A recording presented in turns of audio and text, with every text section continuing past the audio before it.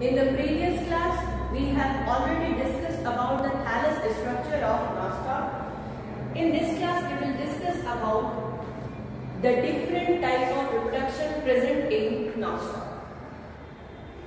तो nostoc क्या है? It belongs to class Cyanophyceae. ये Cyanophyceae का मेंबर है. तो यहाँ पर आपको जो रिप्रोडक्शन है वो भी बिल्कुल सिंपल टाइप का दिखाई देगा, यानी कि यहाँ पर आपको सिर्फ वेजिटेटिव टाइप का रिप्रोडक्शन दिखाई देगा. यहाँ पर एसेक्सुअल रिप्रोडक्शन और सेक्सुअल रिप्रोडक्शन क्या होते हैं, दे आर एंटायरली एब्सेंट. तो चलिए शुरू करते हैं आज की class. In nostoc reproduction occurs only by vegetative method, यानी यहाँ पे सिर्फ वेजिटेटिव रिप्रोडक्शन होता है. And vegetative reproduction takes place by कौन कौन से मेथड है देखिए. पहला है fragmentation. The second one is hormogonia. Harmogonia formation. Third one is by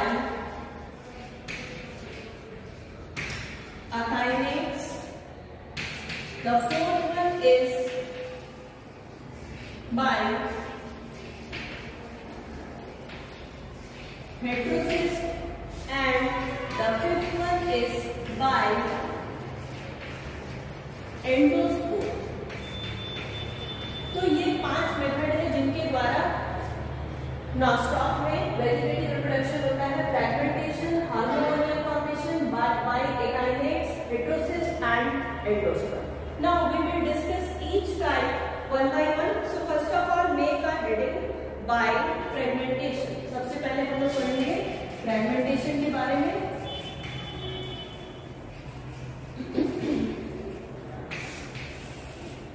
Fragmentation is a type of vegetative reproduction in which the filament or trichome of algae is broken into several fragments. Several fragments में क्या होता है, इनका जो filament होता है या जो ट्राइकोम होता है वो क्या हो जाता है, ब्रेक हो जाता है.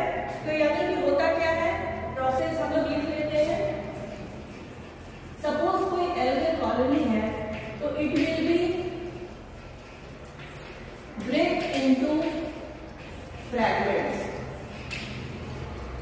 क्या हो जाएंगे, इनकी कॉलोनी में क्या हो जाएगा, ब्रेक हो जाएगा. डिफरेंट फ्रैगमेंट्स में क्या हो जाएंगे, ब्रेक कर जाएंगे. And it is due to this breakage is due to, it may be mechanical या मैकेनिकल हो सकता है, या तो हो सकता है कि ये फिजियोलॉजिकल भी हो सकता है. किसी भी मेथड से इनमें क्या हो जाता है, ब्रेकेज हो जाता है. Now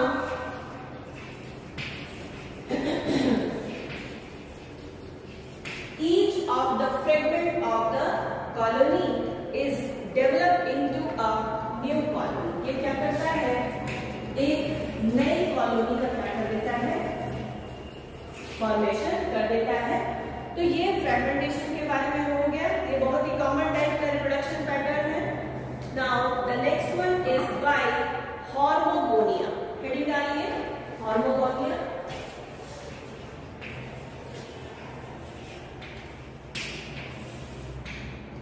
Hormogonia is also a vegetative reproductive method in which जो intercalary vegetative cell है, होता क्या है इसमें, जो intercalary वेजिटेटिव सेल है या जो इंटरकैलरी हेटेरोसिस्ट है, कल हम लोगों ने इस पर बात की थी. इंटरकैलरी हेटेरोसिस्ट क्या होता है, तो जो इंटरकैलरी वेजिटेटिव सेल होती है या इंटरकैलरी हेटेरोसिस्ट होता है, इनमें क्या हो जाता है, डीजेनरेशन होता है. क्या होता है, डीजेनरेशन. डीजेनरेशन जब होता है, जब डीजेनरेशन होगा तो क्या होगा, इनमें भी क्या आ जाएंगे, मल्टीपल ब्रेक्स आ जाते हैं. तो एज ए रिजल्ट होता क्या है कि ट्राइकोम क्या कर जाता है, ब्रेक कर जाता है. यानी कि ट्राइकोम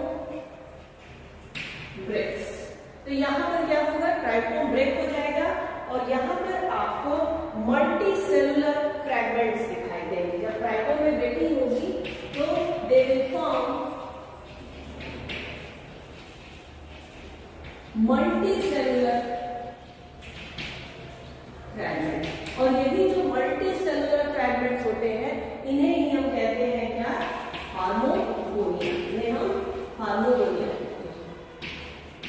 तो हार्मोगोनिया बन गया। अब ये हार्मोगोनिया क्या करेगा, ये it will be come out from the gelatinous seed.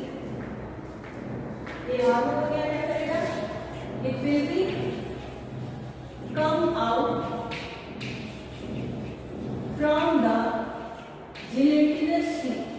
कल हमने बताया था कि म्यूसिलेज की शीट पाई जाती है, और जब ये शीट से बाहर आएगा तो इसमें क्या होगा, जर्मिनेशन होगा, और जब जर्मिनेशन होगा तो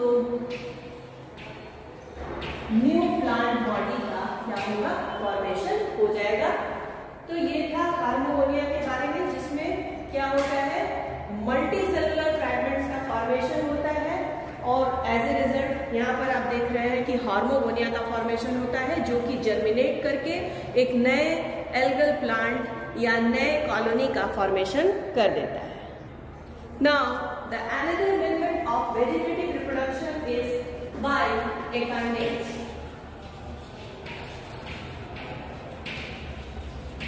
बाय एकाइनेट्स, एकाइनेट्स का स्ट्रक्चर कल हम लोगों ने पढ़ लिया था। हमने जब थैलस स्ट्रक्चर बनाया था नॉस्टॉक का, तो उसमें हमने एकाइनेट आप लोगों को दिखाया था। तो एकाइनेट पहली बात तो जान जाइए कि ये अनफेवरेबल कंडीशन में बनते हैं। They are form during unfavourable condition. तो अनफेवरेबल कंडीशन में बनते हैं, इसका मतलब होता क्या है कि जो जब अनफेवरेबल कंडीशन होती है, अनफेवरेबल कंडीशन मीन्स मान लीजिए ड्रॉट की कंडीशन है या फ्लड की कंडीशन है, तो उस कंडीशन में क्या होता है कि जो ट्राइकोम की वेजिटेटिव सेल्स होती हैं ये हो जाती है ट्रांसफॉर्म। इनमें क्या हो जाता है, they become transform, and transform हो करके ये बना लेती है रेस्टिंग स्पोर। क्या बनाती है, रेस्टिंग स्पोर्स बना लेती है। इन्हीं रेस्टिंग स्पोर्स को हम कहते हैं एकाइनेट्स। क्या कहते हैं, एकाइनेट्स। तो रेस्टिंग स्पोर्स का फॉर्मेशन होता है जो कि जिसे हम कहते हैं एकाइनेट्स। और ये जो एकाइनेट्स होते हैं इनका अगर आप स्ट्रक्चर देखें तो इनके पास जैसे ये सेल वॉल है, सेल वॉल के बाहर आपको एडिशनल 3 लेयर्ड स्ट्रक्चर दिखाई देता है। ये बेस की सेल वॉल हो गई, और बाकी ये 1, 2, 3 ये तीनों क्या है, एंडोस्पोर की एडिशनल वॉल लेयर है। इन्हें हम क्या कहते हैं, एडिशनल वॉल लेयर कहते हैं।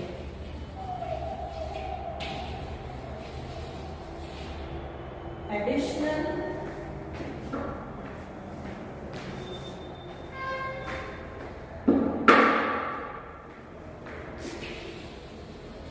ये एडिशनल वॉल लेयर का फॉर्मेशन करती है, और इन्हीं एडिशनल वॉल लेयर की वजह से they can bear the unfavourable condition. ये अनफेवरेबल कंडीशन को क्या करते हैं, बहुत आसानी से क्या कर लेते हैं, सह लेते हैं, बियर कर लेते हैं। यहाँ पर आप देखेंगे कि एंडोस्पोर जो एकाइनेट्स होता है इसमें इसका जो प्रोटोप्लाज्म है, protoplasm is full of reserve food material. Reserve food material प्रचुर मात्रा में पाया जाता है। It is present in abundance. So this is the structure of akinetes. And कौन सी वेजिटेटिव सेल एकाइनेट बनाती है, which cell will act as akinete. हमेशा ध्यान में आपको रखना है कि हेटेरोसिस्ट के जस्ट बाद वाली सेल क्या बनाती है, एकाइनेट बनाती है। हमेशा ऐसा होता है कि जैसे मान लीजिए ये है, मान लीजिए एल्गल फिलामेंट, नॉस्टॉक का फिलामेंट ये, और मान लीजिए ये हेटेरोसिस्ट। तो आप यहाँ पर आपको क्या दिखाई देगा, एकाइनेट देख सकता है, या फिर आपको यहाँ पे देख सकता है। तो इस तरह से एकाइनेट का फॉर्मेशन होता है, and they have ट्रेमेंडस resistance for cold and drought. Cold and drought condition के लिए they have tremendous resistance. अब ये तो अनफेवरेबल कंडीशन की बात हो गई. On coming of favourable condition, जब फेवरेबल कंडीशन आ जाए, जब कंडीशन फेवरेबल होती है तो क्या होते हैं, इनके जो ये बॉल लेयर है वो क्या हो जाती है, डिसॉल्व हो जाती है एंड दे विल फॉर्म, इनका जो प्रोटोप्लाज्म होता है, प्रोटोप्लाज्म होता है ये क्या हो जाता है, एक्टिव हो जाता है. एक्टिव हो जाता है यानी कि इट बिकम फंक्शनल. क्या हो जाता है, फंक्शनल हो जाता है and finally they germinate to form a new nonstop filament. New nonstop filament का या ट्राइकोम का क्या हो जाता है, फॉर्मेशन हो जाता है. Now next is by heterosis. Akinetes हम लोगों ने पढ़ लिया. नेक्स्ट है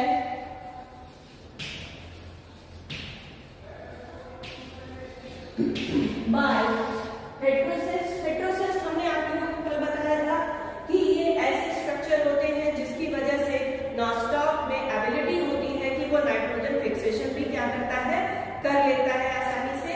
तो यहाँ पर क्या होता है कि जो ट्राइकोम्स होते हैं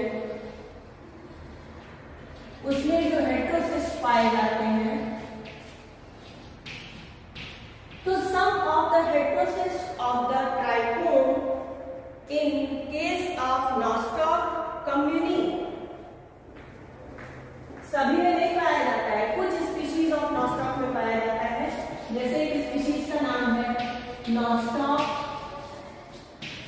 कम्युनी. नॉनस्टॉप कम्युनी के केस में आप देखेंगे कि ये जो हेटेरोसिस्ट होते हैं they act as resting.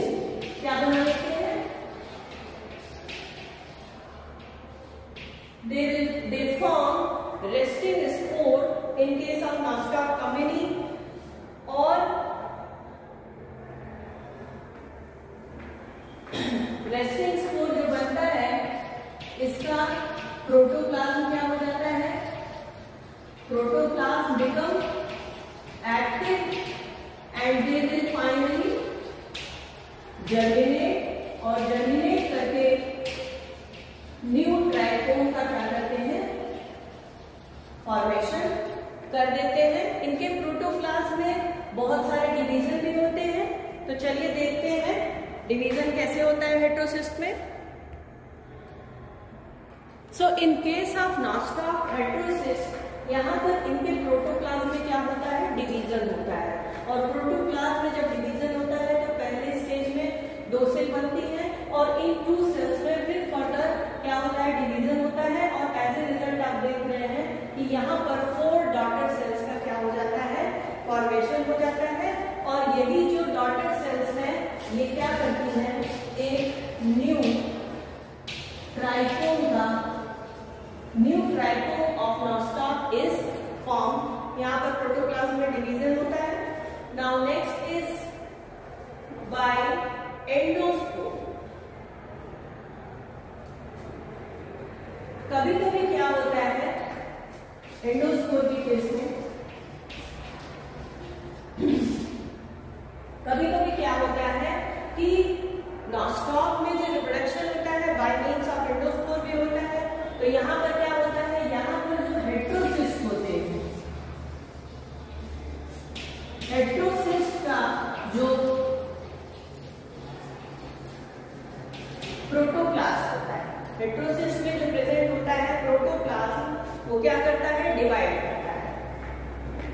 The protoplasm of heterocyst undergo division. और डिवीजन करके ये एक स्पोर बनाता है जिसे हम क्या कहते हैं, एंडोस्पोर कहते हैं. हेटेरोसिस्ट के प्रोटोप्लाज्म में डिवीजन होगा और डिवीजन के बाद यहाँ पर फॉर्मेशन होता है एंडोस्पोर का. And this endospore undergo germination और जर्मिनेशन के बाद एक न्यू ट्राइकोम का क्या हो जाता है, फॉर्मेशन हो जाता है. यहाँ पर एकाइनेट और एंडोस्पोर में आपको कंफ्यूज होने की जरूरत नहीं है. एकाइनेट के केस में आपने देखा कि वहां पर एडिशनल वॉल लेयर पाई जाती है, यहाँ पर कोई भी एडिशनल वॉल लेयर नहीं पाई जाती। एंडोस्पोर के केस में कोई भी एडिशनल वॉल लेयर नहीं पाई जाती है। चूंकि एकाइनेट अनफेवरेबल कंडीशन में बन रहे थे तो वो एक प्रकार के रेस्टिंग स्पोर्स थे, जबकि एंडोस्पोर क्या होता है, कोई भी रेस्टिंग स्पोर नहीं होता है। तो that's all about the topic nostoc. Nostoc का थैलस स्ट्रक्चर हम लोगों ने पढ़ लिया और रिप्रोडक्शन भी उसमें पढ़ लिया। Now in the next class हम लोग डिस्कस करेंगे नेक्स्ट जनरा की। Till then thank you. अगर आपको वीडियो पसंद आता है तो अभी लाइक कर दीजिएगा और अगर चैनल को सब्सक्राइब नहीं किया है तो जरूर सब्सक्राइब कर दीजिएगा। Thank you.